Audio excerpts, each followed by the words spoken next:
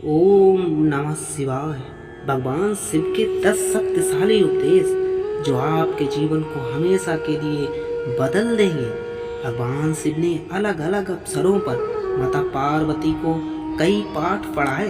भगवान शिव ने माता पार्वती के साथ जीवन के 10 महान पाठ साझा किए जो हर इंसान के लिए आवश्यक हैं और इनका पालन करना चाहिए और बिना असफल हुए उनका पालन करना चाहिए।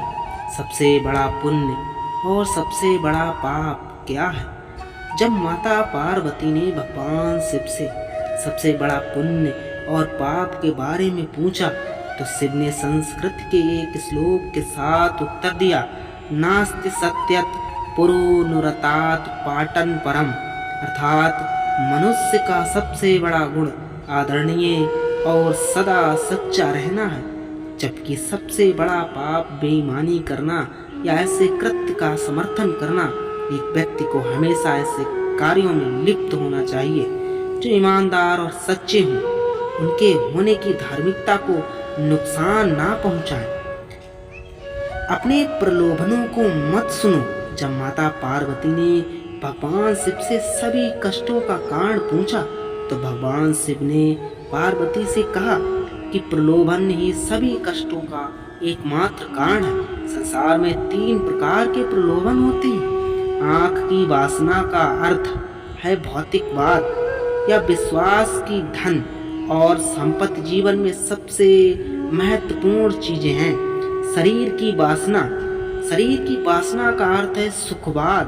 यह विश्वास के जीवन में किसी भी चीज की तुलना में आनंद सबसे महत्वपूर्ण है। जीवन का गौरव का अर्थ है अहंकार, अपने बारे में बहुत अधिक सोचना, यह सोचना कि आप किसी और से बेहतर या अधिक महत्वपूर्ण है। मनुष्य को एक बाद एक चीजों के लिए दौड़ने के बजाय कर्म और शरीर के बंधन से मुक्ति पाने के लिए ध्यान और तपस्या का अभ्यास करना चाहिए। शक्ति ही सफलता में बाधक है। जब माता पार्वती ने भगवान शिव से पूछा कि मनुष्य अपने कार्यों में असफल क्यों होता है तो भगवान शिव ने बताया कि आसक्ति ही सभी समस्याओं का मूल कारण है। आसक्ति और प्रेम ठहराव की ओर ले जाता है और सफलता में बाधा डालता है। जब आप दुनिया के सभी मोह और प्रलोभनों से मुक्त हो जाते हैं तो ऐसा कुछ भी नहीं है जो आपके जीवन में असफलता प्राप्त करने से रोक सके। अलग होने का एकमात्र तरीका है कि आप अपने मन को प्रशिक्षित करें और इससे इस मानव रूप की अस्थायीता को समझें। अपने कार्यों को बुद्धिमानी से चुनें। शिव ने पार्वती से कहा कि लोगों को कभी भी किसी भी प्रकार की कार्रवाई में लिप्त या संबंध नहीं होना चाहिए जिसमें शब्दों, कार्यों और विचारों या मन के माध्यम से पाप शामिल हो। मनुष्य जो कुछ भी काटता है उसी का फल है। जिसे उसने खुद बोया है उसका भाग्य उसके कार्यों का परिणाम है। इसलिए एक व्यक्ति को इस बात का बहुत ध्यान रखना चाहिए कि वो अपने जीवन और कार्यों को कैसे चुनते हैं। आवांछित इच्छाएं मनुष्य को आत्म विनाशकारी बना सकती हैं। जब माता पार्वती ने भगवान शिव से पूछा कि मनुष्य को आत्म विनाशकारी क्या बनाता है तो भगवान शिव सबसे महत्वपूर्ण शिक्षा देते हैं कि जीवन में कभी भी किसी भी चीज के प्रति आसक्त नहीं होना चाहिए। ज्यादा इच्छा ना करें क्योंकि इच्छाएं जुनून की ओर ले जाती हैं और जुनून अनंत आत्म विनाश का कारण बन सकता है।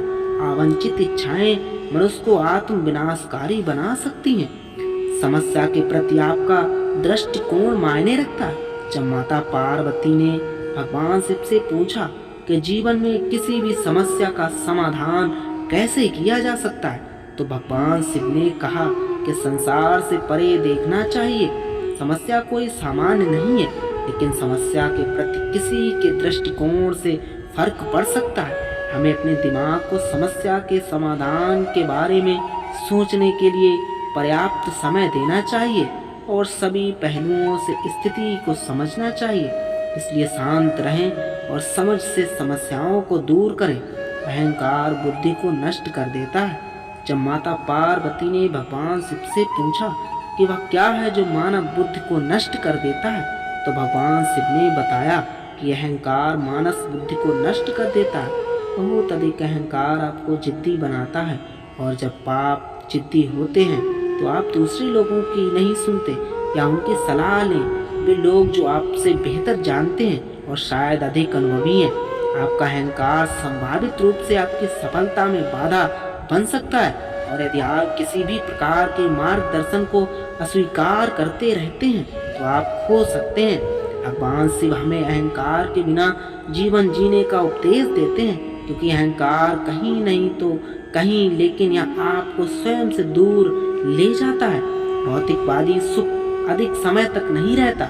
जब माता पार्वती ने भगवान शिव से पूछा कि वास्तविक सुख क्या है और किस प्रकार का सुख अधिक समय तक रहता है और क्या नहीं, तो भगवान शिव ने बताया कि खुशी से जीना इस बात पर निर्भर करता है कि हम अपने आंतरिक जीवन में कैसे हैं। हमारे विचार, भावनाएं, विश्वास और इच्छाएं आध्यात्मिक कायम होने का अर्थ है।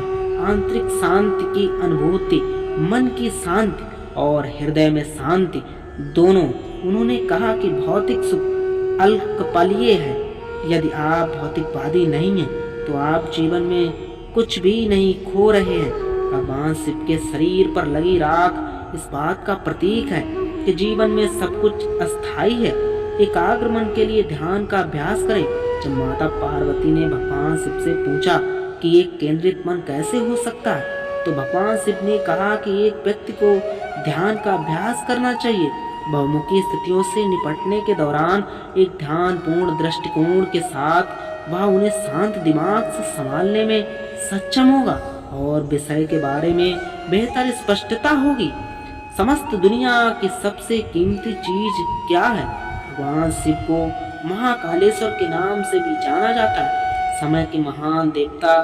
जब माता पार्वती ने भगवान शिव से पूछा कि दुनिया की सबसे कीमती चीज क्या है, तो भगवान शिव ने बताया कि समय ही दुनिया की सबसे कीमती चीज है। इसलिए किसी को भी यह कीमती चीज देने से पहले बहुत सावधान, चयनात्मक और दृढ़ निश्चयी होना चाहिए। भगवान श्री शंकर कहते हैं कि व्यक्ति को इस समय को गंवाना नहीं चाहिए। जो व्यक्ति समय की कीमत नहीं करता है, समय उसकी कीमत कभी नहीं करता।